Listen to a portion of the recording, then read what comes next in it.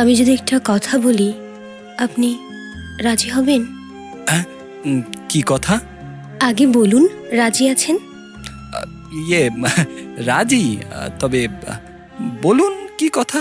কথা জানার দরকার নেই, তুমি রাজি আছো এটাই জানার ছিল। ওয়েপেন ইউজড ফর মার্ডার, এই ধরনের কিছু আমার কাছে নেই। কোনো ভাড়াটে খুনিকে কাজে লাগাইনি, যাকে বলা হয় সুপারি কিলার। ফলে আমি যে তার নাম বলে দেব, আর আপনি বাংলা, বিহার, উড়িষ্যা, ঝাড়খণ্ড থেকে তাকে পাকড়াও করে নিয়ে আসবেন, সে উপায় নেই। খুনি ভাড়া কি চারটিখানি কথা? আমার অত পয়সা কই স্যার, বাকি রইল একটাই, আত্মহত্যার জন্য প্ররোচনা।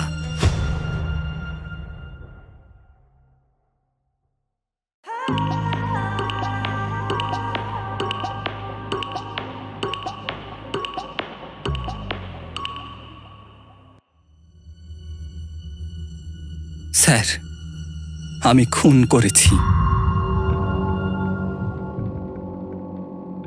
অবাক হলেন? হবারই কথা। আপনারা স্যার সব সময় উল্টো কথা শুনে অভ্যস্ত। সবাই বলে খুন আমি করিনি, আমাকে ছেড়ে দিন। তখন স্বীকারোক্তি আদায় করতে আপনাদের কি ঝামেলাতেই না পড়তে হয়। মারধর, পুলিশ, কুকুর, হাতের ছাপ, রক্তের নমুনা, একেবারে বিদিকিচ্ছিরি কাণ্ড। আমার বেলায় সেসব কিছুই করতে হবে না।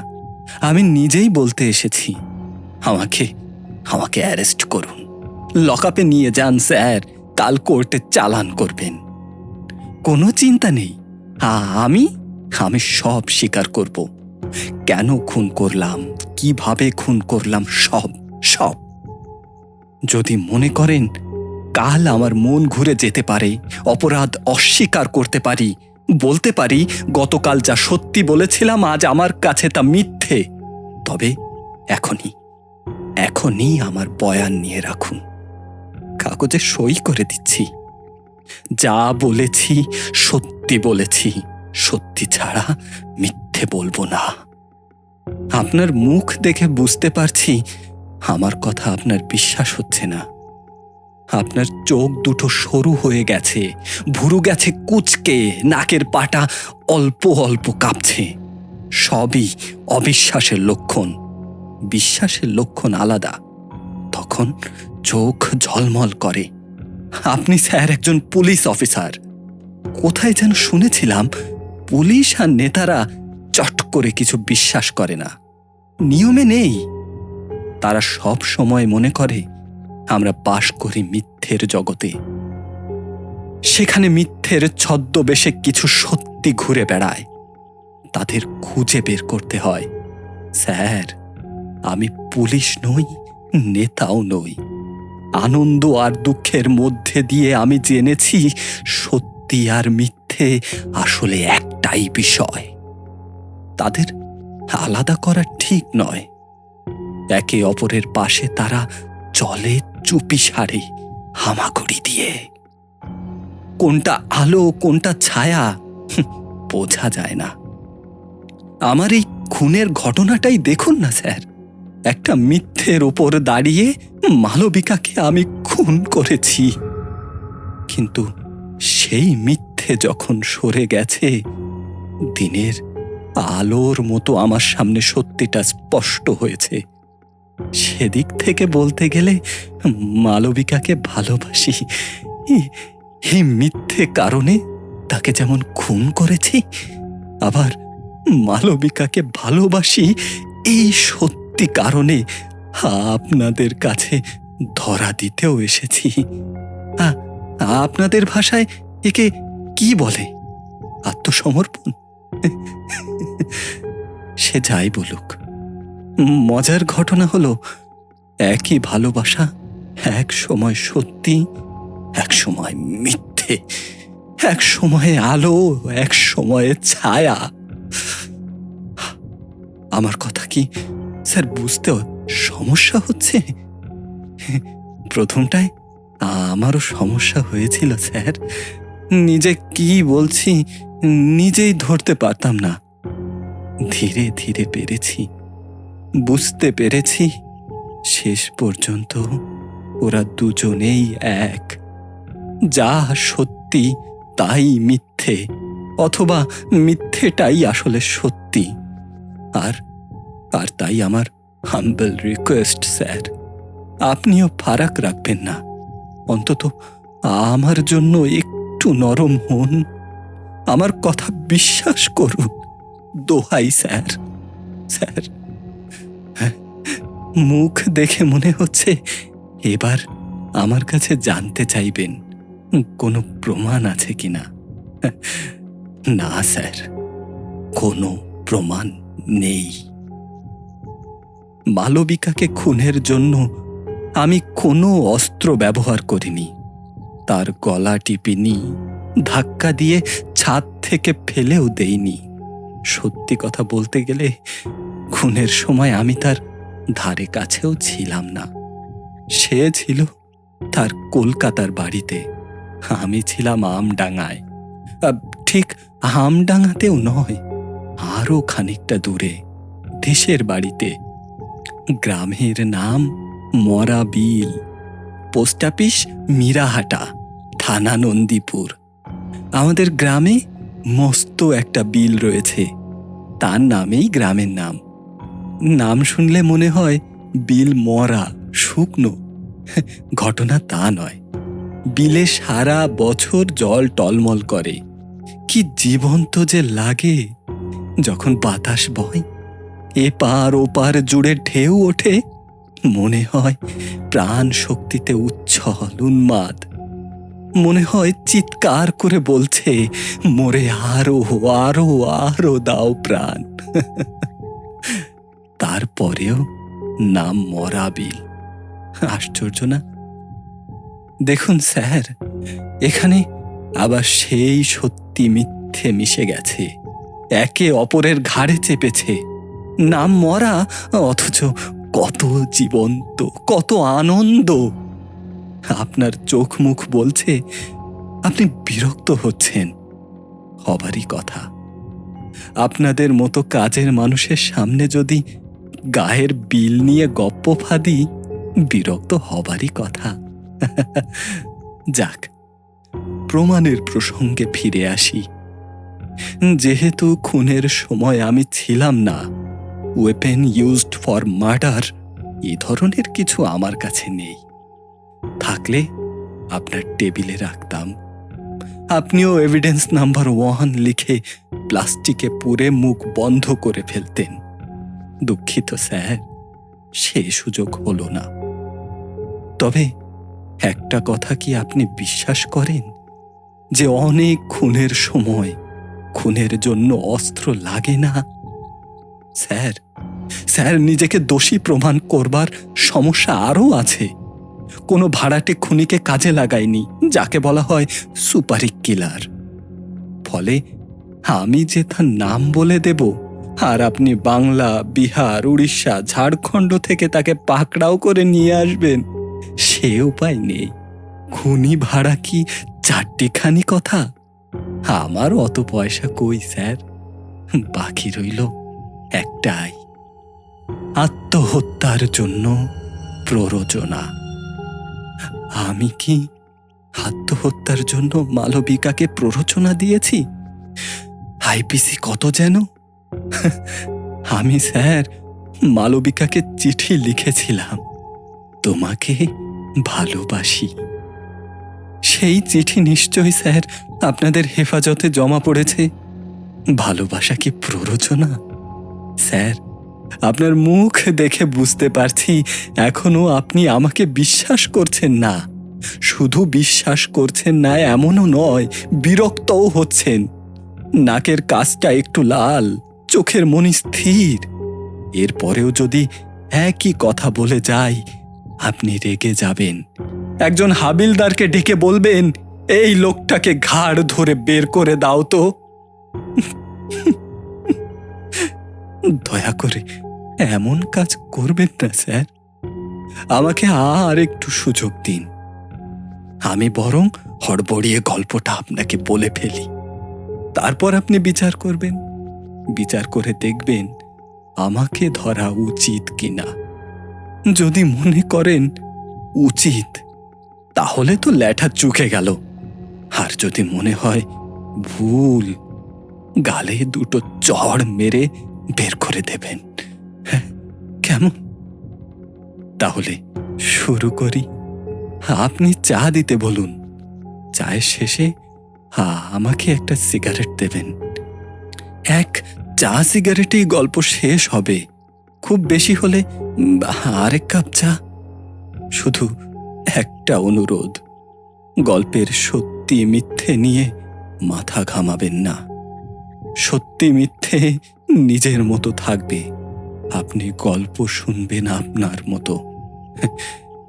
একেবারে নিজের নাম থেকে শুরু করা যাক।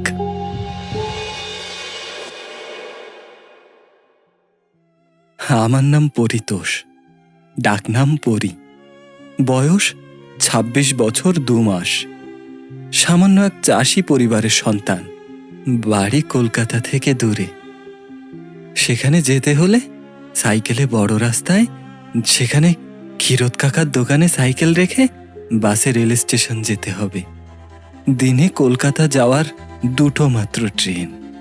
ট্রেন যত জোরেই ছুটুক, হাওড়া পৌঁছাতে ৩ ঘন্টা। গায়ের নাম তো আগেই বলেছি, মরাবিল। সেখানে আমাদের এক ফালি জমি আছে, একটা হাফ কুড়ে হাফ পাকা দোতলা বাড়ি আছে। বাড়ির পেছনে কটা বড় গাছ আছে, একটা পাতকুয়ো আছে, একটা পাকা পায়খানা আছে। পাকা পায়খানা আগে ছিল না, ২ বছর হলো হয়েছে। আমাদের ফালি জমিতে ধান ছাড়াও কিছু সবজি হয়। বেশি কিছু নয়, তবে কিছুটা বেচে কিছুটা খেয়ে আমাদের ছোট্ট সংসার টেনে টুনে চলে। সংসার বলতে বাবা, মা, আমি আর আমার ভাই। আমার ভাইয়ের নাম মহিতোষ, ডাকনাম মহি। মহির সঙ্গে আমার বয়সের পার্থক্য লম্বা, ১২ বছর। সমস্যা সেটা নয়, সমস্যা হলো আমার ভাই জন্ম থেকেই শোয়া। মেরুদণ্ডের কঠিন রোগ।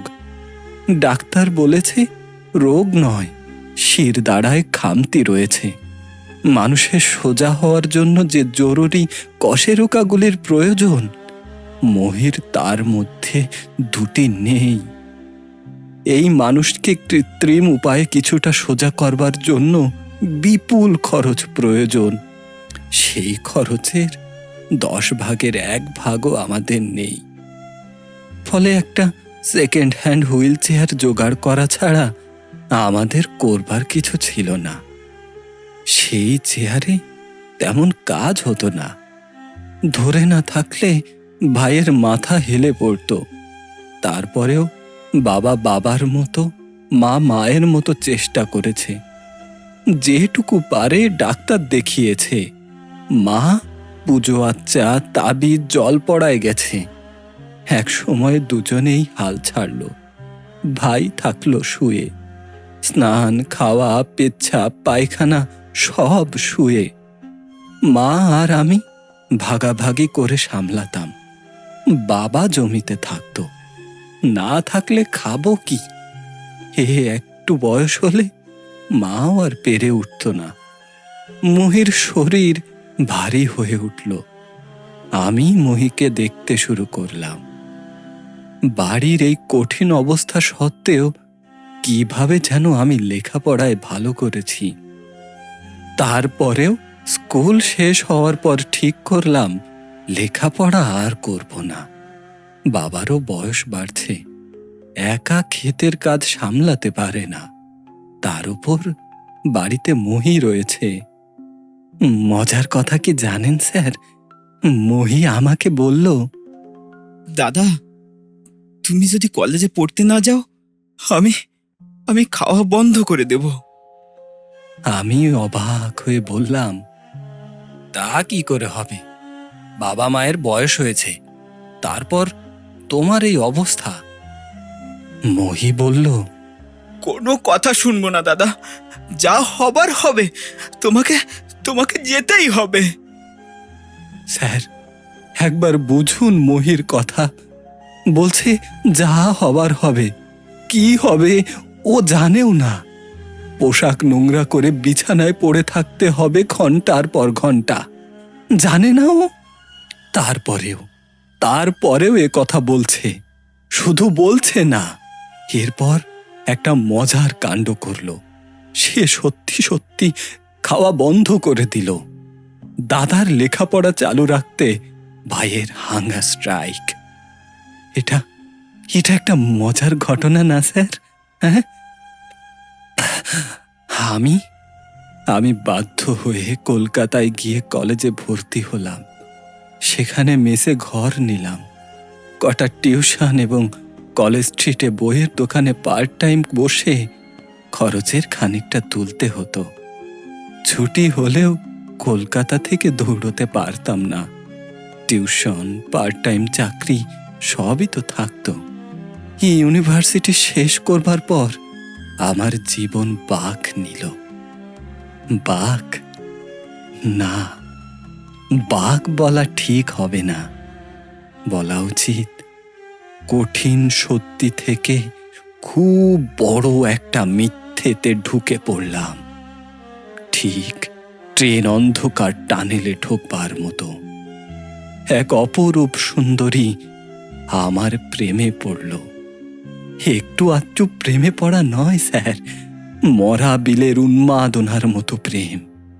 এই মেয়ে আমার ইউনিভার্সিটির এক অধ্যাপকের কন্যা। ভালো রেজাল্ট করবার জন্য প্রফেসর আমাকে একদিন বাড়িতে চা খেতে ডেকেছিলেন। সেখানেই মালবিকাকে দেখি, নাকি মালবিকা আমায় দেখে সেটা বলাই যথার্থ হবে। মেয়েটি ইঞ্জিনিয়ারিং পড়া সবে শেষ করেছে, চাকরি বাছাই করছে। ভালো কোম্পানি নাকি আরো ভালো কোম্পানি, এদেশে নাকি বিদেশে। আমাদের চায়ের আসরে সে যোগ দিয়েছিল। স্যার পরিচয় করিয়ে দিলেন। Malabika, meet Paritosh, very bright boy. খুব হার্ড জীবনের মধ্যে দিয়ে চলেও লেখাপড়ায় বেশ ভালো করেছে। শহরে থাকলে বইয়ের দোকানে পার্ট টাইম কাজ করে, গ্রামে গেলে বাবার সঙ্গে লাঙল ধরে। আমি ঠিক করেছি ও যাতে গবেষণা করতে পারে তার জন্য সব রকম অ্যাসিস্ট্যান্স দেব। মালবিকা সহজভাবে বলল, ভালো। স্যার তখন বুঝতে পারিনি ওই মেয়ে আমার প্রেমে পড়ে গেল। বোঝার কোনো কারণও ছিল না। আমি তো মুখ তুলেও তাকাইনি। শিক্ষিত বুদ্ধিমতী কোনো মেয়ে এভাবে দেখলাম আর ভালোবেসে ফেললাম, হে সিস্টেমে প্রেমে পড়ে না। ও ঘটনা উত্তম সুচিত্রা সেনের আমলেই শেষ হয়ে গিয়েছে। আমার জীবনে সেই জিনিসই ফিরে এলো, আমি বুঝবো কি করে? প্রথম দেখার দিন 15 পরে আবার প্রফেসরের বাড়িতে গিয়েছি। উনি ছিলেন না, খবর পাঠিয়েছেন কোথায় আটকে গেছেন, ফিরতে দেরি হবে। মালবিকা আমার কাছে বসল। এ কথা সে কথার পর গম্ভীর গলায় বলল, আমি যদি একটা কথা বলি, আপনি রাজি হবেন? আমি চমকে উঠে বলি, কি কথা? মালবিকা চোখ তুলে তাকালো। তাকে দেখতে এতই সুন্দর যে গম্ভীর হলেও সুন্দর লাগতো। আগে বলুন, রাজি আছেন? তার চোখের চাহনিতে আমি নার্ভাস হলাম। এমনিতেই এই মেয়ের প্রখর ব্যক্তিত্ব, তার উপর প্রফেসরের মেয়ে। প্রফেসর আমাকে সব রকম সাহায্য করছেন, গবেষণার গাইড হয়েছেন তো বটেই, বইপত্রও দিয়েছেন, ইউনিভার্সিটি হোস্টেলে ঘর ঠিক করে দিয়েছেন। আমি আমতা আমতা করে বললাম, রাজি, তবে বলুন কি কথা? মালবিকা উঠে দাঁড়িয়ে বলল, কথা জানার দরকার নেই, তুমি রাজি আছো এটাই জানার ছিল। সুন্দরীর মুখে তুমি সম্বোধনে আমি চমকে উঠেছিলাম। সময় কম, প্রেমের বিস্তারিত ঘটনায় যাব না স্যার। শুধু বলে রাখি, প্রেমের প্রকাশ ছিল সত্যি এবং মিথ্যের মাঝখানে। গভীর রাতে ঘুম ভেঙে যখন মনে হয়েছে মেয়েটাকে আমি ভালোবাসি, তখন ভয় করেছে। নিজেকে বুঝিয়েছি এ ভালোবাসা সত্যি নয়, এ ভালোবাসা মিথ্যে। এই মিথ্যে কথা মালবিকাকে এখনই বলা যাবে না, সময় সুযোগ মতো বলতে হবে। কিছুদিনের মধ্যে মালবিকা বাইরে চলে যাওয়ার সুযোগ পেল। দুবাই, মাইনে, বাড়ি, গাড়ি, আর দলের বিরাট প্যাকেজ। আমি মালবিকাকে বললাম, এমন হতে পারে না মালবিকা, তুমি ভালো চাকরি পেয়েছো, বিদেশে চলে যাচ্ছ। কেন হতে পারে না? কেন? মালবিকা, তুমি তুমি আমার বাড়ির অবস্থা জানো না। জানি তো। তোমার বাড়ির সঙ্গে তোমার আমার বিয়ের কি সম্পর্ক? আমাদের বাড়ি চাষির বাড়ি। বাবা ধান কাটে, মা পাত কুয়োয় পাশে বসে কাপড় কাচে, বেড়ার দেওয়ালে ঘুঁটে দেয়। আমি বাড়ি গেলে মহির মলমূত্র পরিষ্কার করি। মালবিকা ঠান্ডা গলায় বলে, করবে না, চাকরি করে লোক রাখবে, গায়ের জমি বাড়ি বেচে দিয়ে সবাইকে কলকাতায় এনে রাখবে। এখন তোমার টাকা নেই, তখন তোমার টাকা হবে। তাছাড়া আমি তো তোমার পাশে থাকবো। এখন বলছো, পরে এসব হবে না মালবিকা, আমরাও পারবো না, ওরাও রাজি হবে না। মালবিকা আমাকে শক্ত করে চেপে ধরেছিল। মুখ নামিয়ে আমাকে চুমু খাওয়ার আগে হিসিয়ে বলেছিল, না হলে না হবে। আমি তো তোমার বাড়িকে চাই না, তোমাকে চাই। তোমাকে বিয়ে করব, তোমাকে ছাড়া আমি বাঁচতে পারবো না। আমি মালবিকাকে সরিয়ে দিতে গেলাম, সে আমাকে ছাড়ল না। ওই প্রথম জানতে পারলাম মেয়েদের প্রেম কত ক্রূর, নিষ্ঠুর। স্যার, স্যার আর এক কাপ চা বলবেন নাকি? না হলে ক্ষতি নেই, গল্প প্রায় শেষ করে এনেছি, আর একটু। আমি মরা বিলে গিয়ে মাকে মালবিকার কথা বললাম। মা চুপ করে শুনল। ও খুব ভালো মেয়ে মা, ইঞ্জিনিয়ার, চাকরি নিয়ে বিদেশ চলে যাচ্ছে, আমাকে নিয়ে যাবে বলেছে। মা মুখ তুলে বলল, দেখ না, মহিকে যদি বিদেশে নিয়ে গিয়ে ডাক্তার দেখাতে পারিস। আমি ফিরে মালবিকাকে বললাম, মা রাজি হয়েছে, মহিকেও বাইরে নিয়ে যাব। মালবিকা ভুরু কুচকে বিরক্ত মুখে বলল, এটা একটু বেশি হয়ে যাচ্ছে না পরি? আগে আমি যাই, তোমাকে নিয়ে যাই, তারপর তো তোমার ভাইয়ের কথা। আমি লজ্জা পেয়ে বললাম, সরি, ঠিক বলেছ। মালবিকা আমার গালে হাত রেখে নরম গলায় বলল, চলো তোমার গায়ের বাড়ি থেকে ঘুরে আসি, তোমার বাবা মায়ের সঙ্গে দেখা করি। আচ্ছা যাব। মালবিকা বলল, যাব না, কাল সকালেই চলো, এরপরে আর পারবো না, খুব ভোরে গাড়ি নিয়ে বেরিয়ে যাব। আমি দেশে আগাম খবর দিতে পারলাম না। পরদিন বেলায় আমি আর মালবিকা মরা বিলে পৌঁছালাম। গোটা পথটা মালবিকা খুব উৎসাহে কাটালো। বাড়িতে এসে মুখ শুকিয়ে গেল। যাবারই কথা, মা বিরাট জ্বর বাঁধিয়ে বিছানায় শুয়ে কোকাচ্ছে। বাবা খেতে গিয়েছে, মহি বিছানা নোংরা করে শুয়ে আছে কুকড়ে লজ্জা পেয়ে, যেমনটা ও চিরকাল পেয়েছে। যেন ওর অসমর্থ শির দাঁড়ার জন্য ও নিজেই দায়ী। দুর্গন্ধে বাড়িতে ঢোকা যাচ্ছে না। আমি মালবিকাকে বাইরে একটা মোড়া এনে দিলাম, বললাম, বসো। মালবিকা বসল না।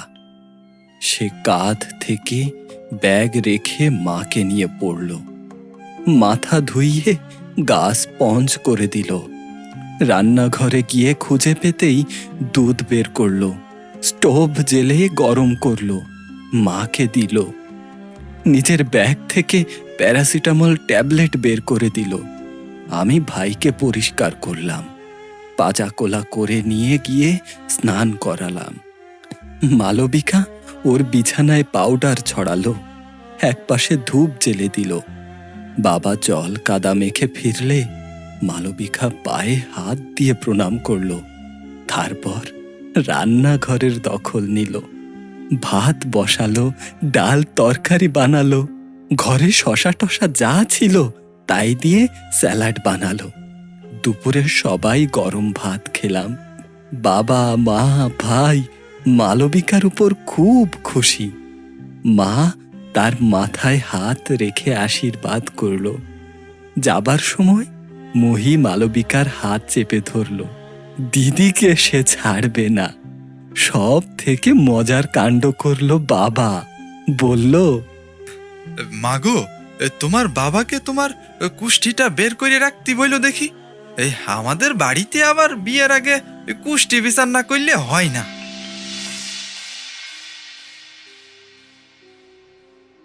স্যার, আমি বুঝতে পারছিলাম এসবই মিথ্যে। এই যত্ন, এই খুশি, এই ভালোবাসা সব সব ফুরিয়ে যাবে। এই বাড়ির জন্য, বাড়ির লোকজনের জন্য যে অবহেলাটুকু পড়ে থাকবে সেটাই শেষ পর্যন্ত সত্যি হবে। আর আমিও সেই সত্যির একটা অংশ হয়ে যাব।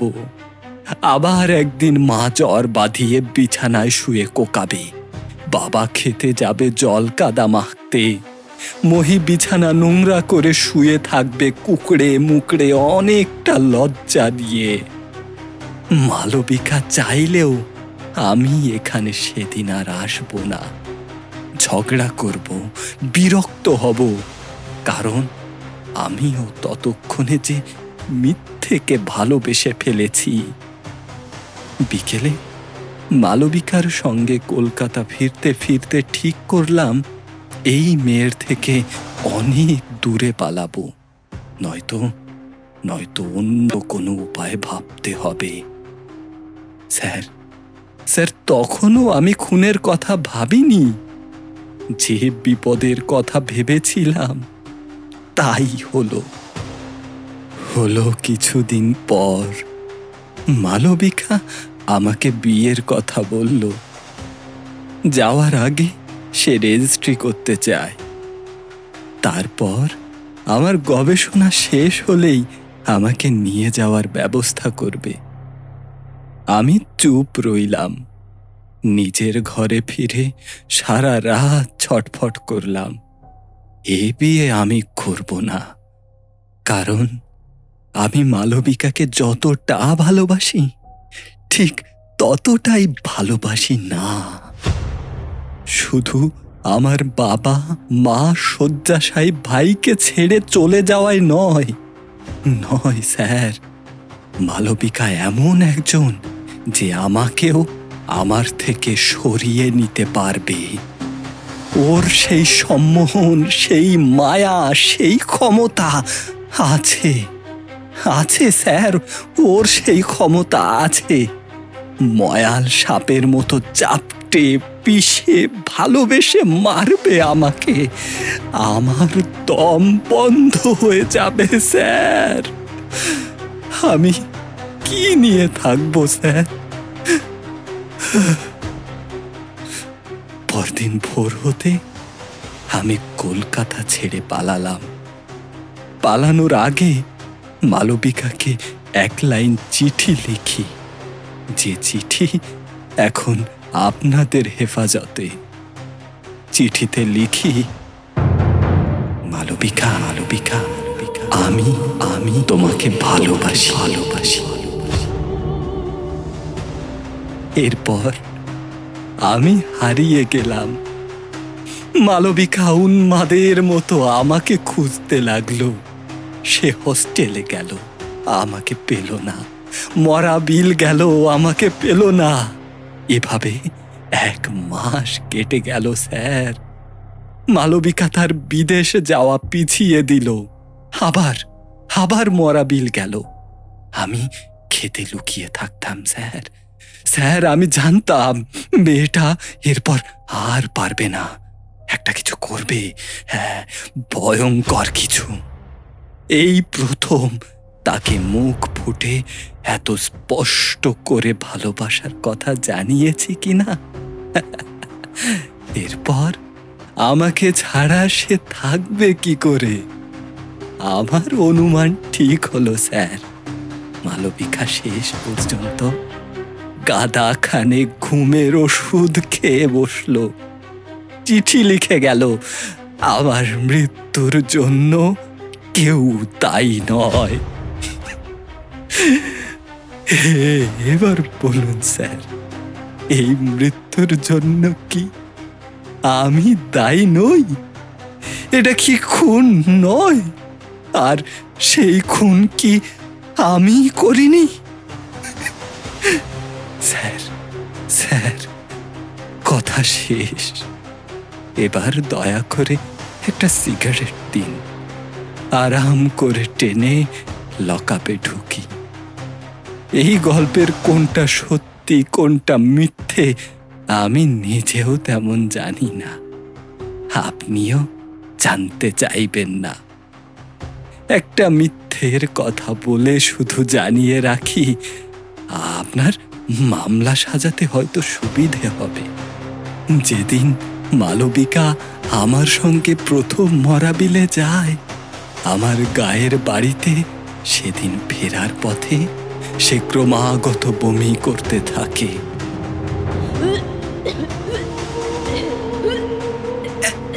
কি হয়েছে মালবিকা?